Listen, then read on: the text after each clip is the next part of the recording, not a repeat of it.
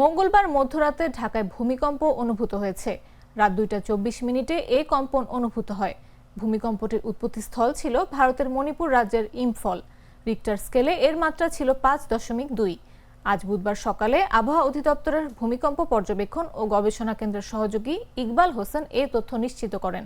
তিনি বলেন, ভূমিকম্পটির উৎপত্তিস্থল বাংলাদেশের রাজধানী ঢাকা থেকে প্রায় 354 কিলোমিটার দূরে, তাই হালকা অনুভূত হয়েছে।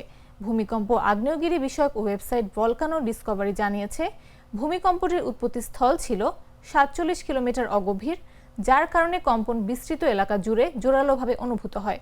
তবে অগভীর হওয়ায় একই মাত্রার গভীর ভূমিকম্পের চেয়ে ভূপৃষ্ঠের কাছাকাছি এর প্রভাব বেশি ছিল। তবে তাৎক্ষণিকভাবে কোনো ক্ষয়ক্ষতির খবর পাওয়া যায়নি।